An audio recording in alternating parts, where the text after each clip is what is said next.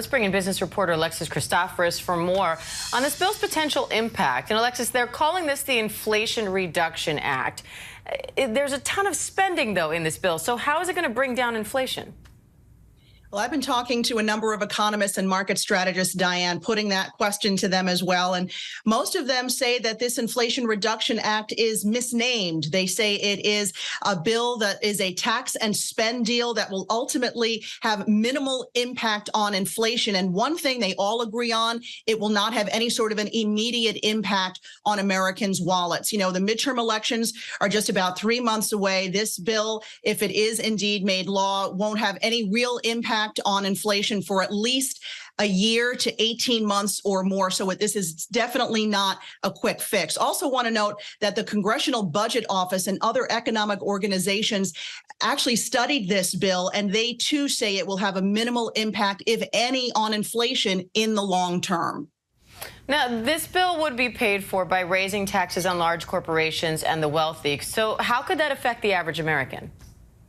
Right. And that's a big part of how they're going to be paying for this bill. In fact, the 15% corporate tax rate is supposed to pay for 40% of what is in this bill. And, you know, there are mixed feelings about this. Most economists believe it is going to be a punishment, really, for the average corporate America corporation here. This is going to affect companies that are worth more than $1 billion in this country. They say that ultimately this is a tax on shareholders, and that could even affect stocks that are in Americans' 401k plans. They say that a tax like this is going to hurt companies' ability to invest in their own companies, and also could give them pause to either give wages, higher wages, or to actually increase their payrolls.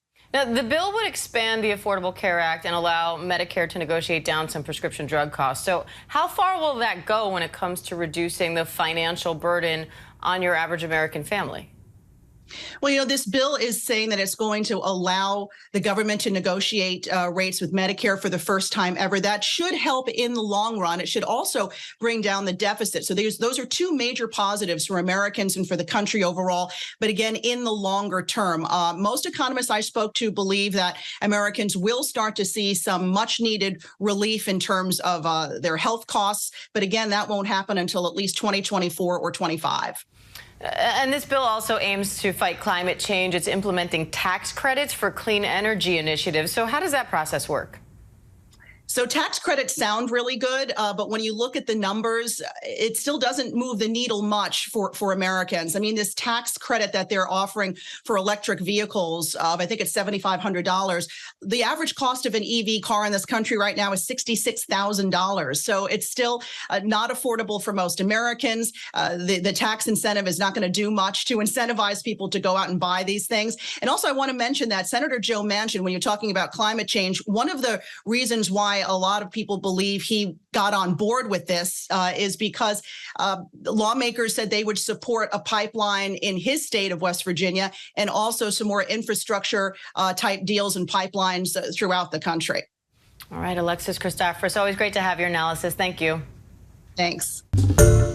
Hi, everyone. George Stephanopoulos here. Thanks for checking out the ABC News YouTube channel. If you'd like to get more videos, show highlights, and watch live event coverage, click on the right over here to subscribe to our channel. And don't forget to download the ABC News app for breaking news alerts. Thanks for watching.